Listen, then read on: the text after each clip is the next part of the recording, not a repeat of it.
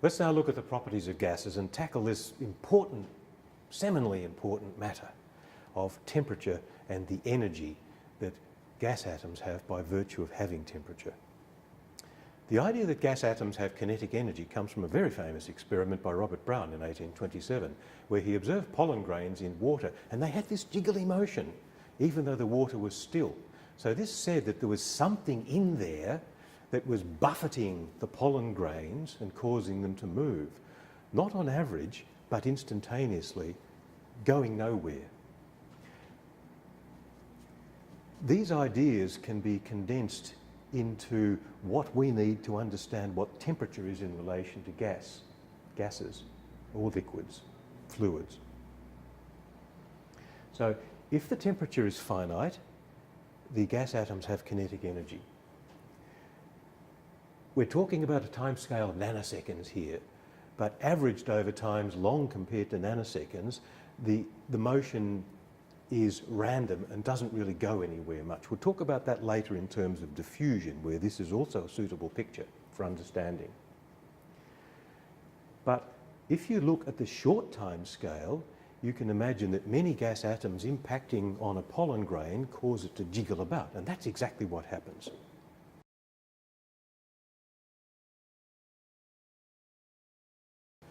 Now we can talk about the properties of gases in terms of temperature and pressure, not really knowing what they are yet, but having some ideas that they're connected to atomic motion.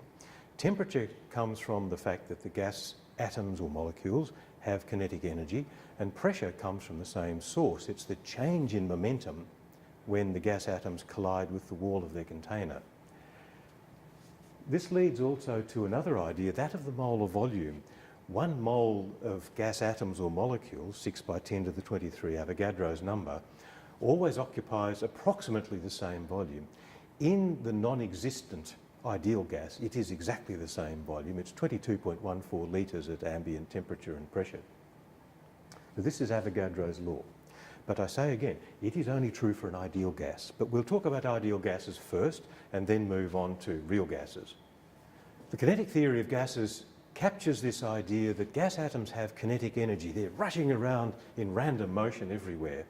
And they move independently. That's a really important idea. By independent, I mean that they don't interact with each other. But we know that they do interact with each other. So that idea in one sense is silly. It's an ideal gas, but it's a good conceptual basis. And there are plenty of gases that do have nearly ideal behaviour in a wide range of temperature and pressure. And there are plenty that do not. So these atoms are regarded as point masses, no volume. That means you can compress the gas infinitely. We know that's not true. There's a repulsive part to the potential energy that stops you doing that. And they do interact because we know they form liquids. There's a long-ranged attractive force that causes them to coalesce into condensed matter.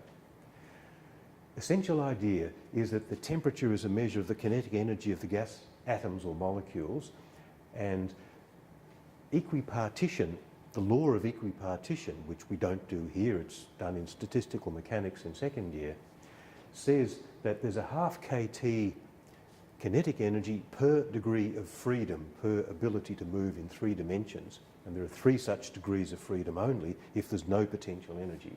So this is a really important idea, because having got the kinetic energy of the gas molecules as a function of temperature, we can do things like calculate their average velocity.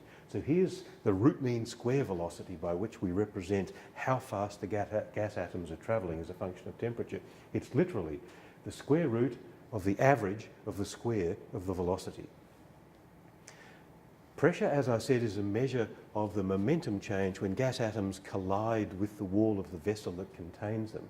And you might think, well, why doesn't the vessel move owing to the gas atoms colliding with the wall? And that's because in any reasonable pressure of gas, there are so many gas atoms going everywhere all at once that the average impacts on the wall in terms of displacement of the vessel are 0.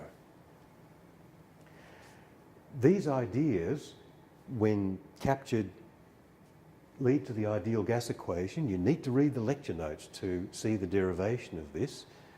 And the ideal gas equation, you of course know already, PV equals nRT. Pressure, volume, number of moles of gas, the gas constant, which is given by Boltzmann's constant times Avogadro's number and the temperature. The opposite end of having lots of gas atoms in a vessel is having none, such as in interstellar space. And this we call vacuum. Now, vacuum is not the absence of matter. There is no such state.